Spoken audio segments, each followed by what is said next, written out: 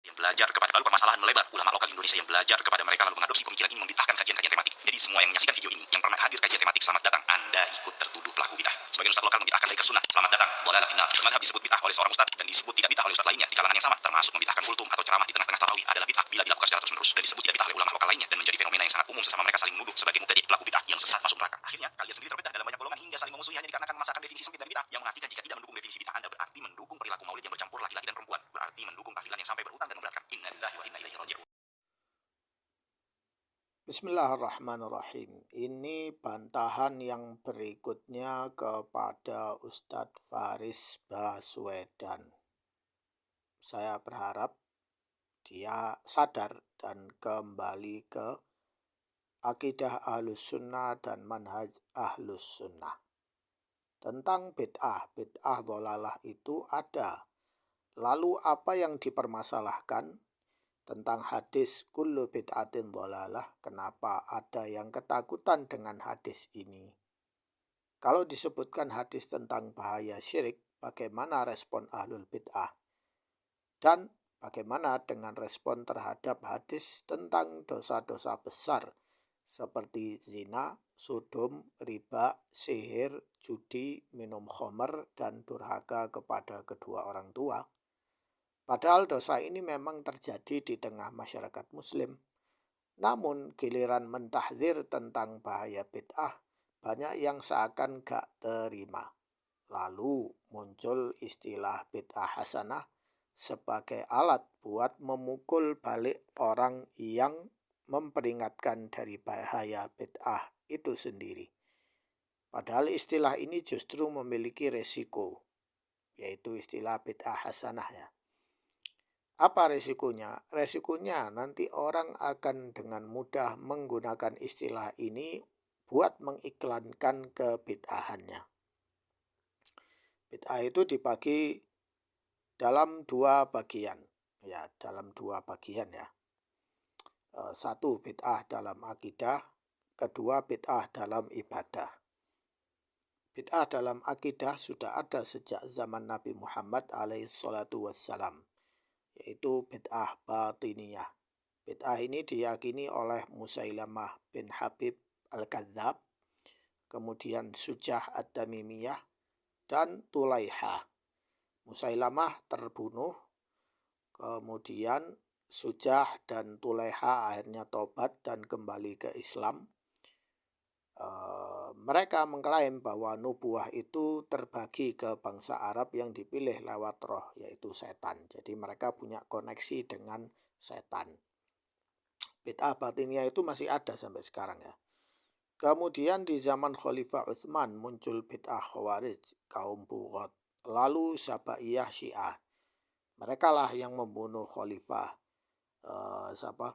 Umar, Utsman, kemudian Khalifah Ali, Hasan, dan Husain.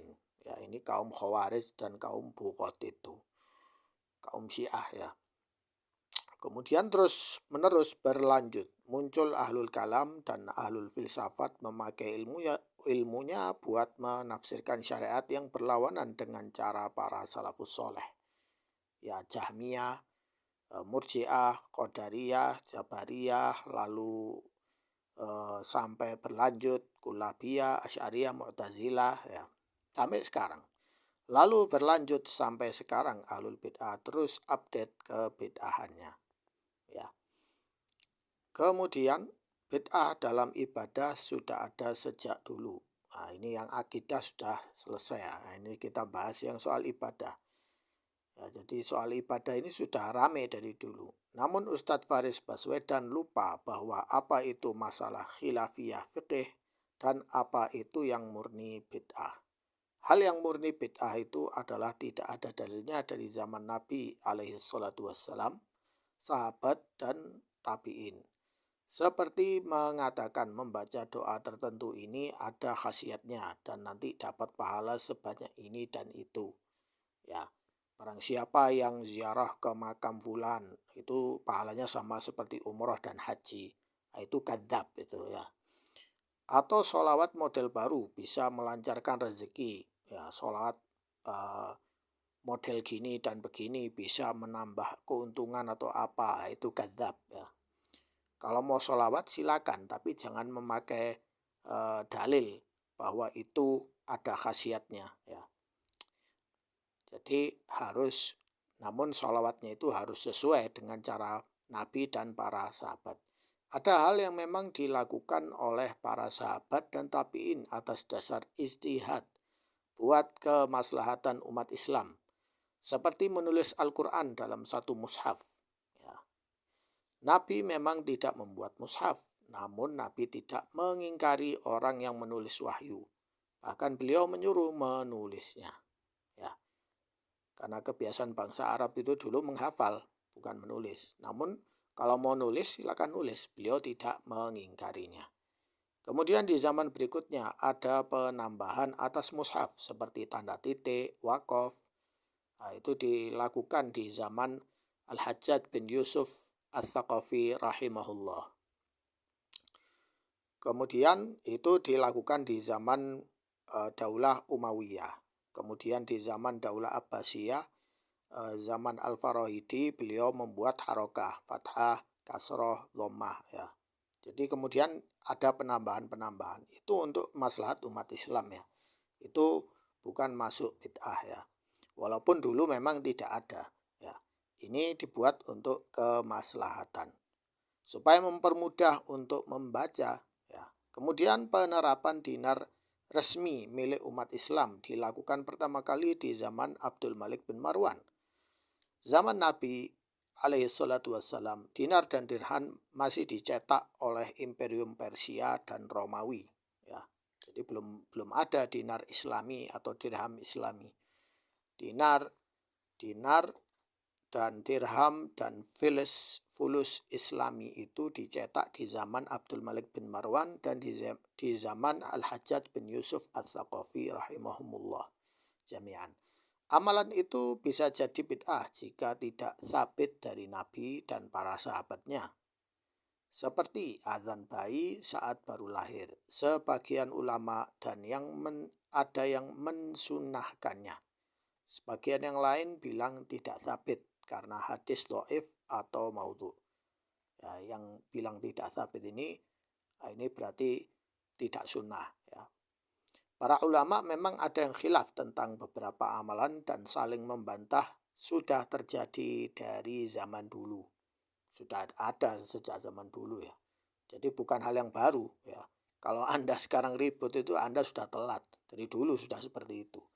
Namun amalan yang sunnah itu lebih banyak yang sabit karena hadis tersebut sahih dan sudah disepakati akan kesohihannya. Jadi kalian jangan khawatir. Amalan yang benar-benar sunnah itu masih banyak ya. Dan sahih itu banyak dan sudah disepakati atas kesohihannya oleh ulama. Adapun yang sisa-sisa amaliyah yang lain ya, yang masih ada khilafiyah dan atau dianggap bid'ah itu sudah jelas karena mungkin masalah dalam hadisnya atau dalam sanadnya atau matannya. Atau amalan itu bertolak belakang dengan hadis sahih yang sudah disepakati. Adapun, nah ini poin yang penting ya, sudah selesai ya. Sebenarnya ada video sebelum video ini ya.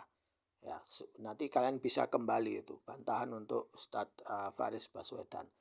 Adapun tuduhan tajsim atau musyabbihah kepada Ahlus Sunnah yang dikatakan oleh Ustadz Faris Baswedan tidak memiliki dasar. Siapapun orang Sunni awam, kalau kamu tanyai apakah kamu mujassim, misalnya Anda menanyai saya, Allah Ar-Rahman al-Arsy istawa, ya. Kamu mujassim, ya. Tentu dia akan menjawab, memangnya aku sudah pernah melihat Allah Subhanahu wa ta'ala sampai aku berani menjelaskan bagaimana, ya. Allah itu bagaimana, saya bisa menjelaskan? Tentu tidak. Allah Subhanahu wa ta'ala enggak pernah mengatakan dirinya sebagai jisim atau bukan jisim. Karena istilah jisim ini adalah buatan ahlul kalam, ahlul filsafat. Untuk dilempar ke ahlus sunnah. Ya. Sebab Allah Subhanahu wa ta'ala bilang, imani apa saja yang ada di Al-Quran tanpa memikirkan. Bila takyif, Allah tidak bilang gunakan ilmu kalam atau ilmu filsafat untuk menafsirkan ayat-ayat Allah. Allah tidak pernah bilang begitu. Allah bilang imani, selesai, tanpa takyif. Ya, laisa kamitslihi syai'. Akidah Ahlussunnah jelas, yaitu isbat. Pertama isbat. Orang kalau sebelum beriman dia harus mengisbatkan dulu. Setelah isbat kemudian beriman bahwa wajib mengimani sifat-sifat Allah Subhanahu wa taala tanpa takyif, tanpa tamtsil yaitu menyerupakan, tanpa ta'til yaitu merubah-rubah penafsiran, tanpa tafwid yaitu melemparkan makna.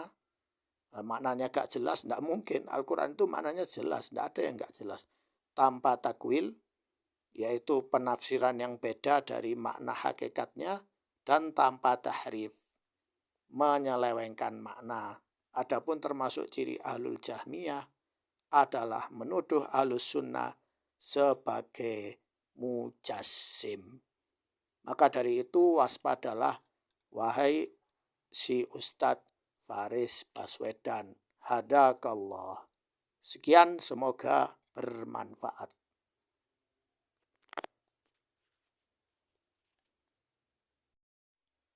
Tambahan lagi yaitu bantahan tentang apakah bermadhab itu bid'ah, karena Ustadz Faris menuduh kami membid'ahkan orang-orang yang bermadhab. Jawabannya, bermadhab itu bukan bid'ah selama madhabnya, sanad dan matan ilmunya jelas bersumber dari para salafus soleh. Adapun madhab Ja'fari adalah madhab bid'ah yang gak jelas sanad dan matan ilmunya. Madhab Ja'fari itu maksudnya madhab yang bersumber dari Ja'far as-Shadiq. Ya. Banyak sekali Syiah itu bilang saya Ja'fari ya. Padahal dia sendiri melanggar fikihnya kakeknya sendiri. Ja'far as-Shadiq itu imam ahlus sunnah, bukan imam ahlus syiah ya. Kemudian madhab fikih yang diakui itu ada 4. Memang dulu ada banyak madhab ya. Kemudian yang ada yang sekarang sampai ada itu 4 madhab ya. Tak ada yang salah mengikuti madhab tersebut ya, tidak ada yang salah ya. Kalau memang sudah jelas ya, kebenarannya itu jelas. Yang salah adalah ta'assub. Ta'assub yaitu taklid buta, dan ghulu. Ghulu itu berlebih-lebihan terhadap madhab, sehingga menyesatkan orang lain yang nggak bermadhab.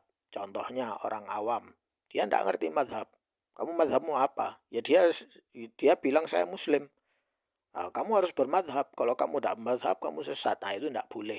Ya, itu tidak boleh. Itu namanya ghulu. Ya. Karena madhab itu ilmu yang banyak, yang harus dipelajari. Kalau orang itu memang ingin mempelajari satu madhab, ya dia harus belajar itu semua. Ya, adapun orang awam, ya dia harus paham apa itu usuluddin. Ya, adapun melempar tuhmah, tuduhan seperti itu bukan adab seorang ustadz yang bijak. Sekian.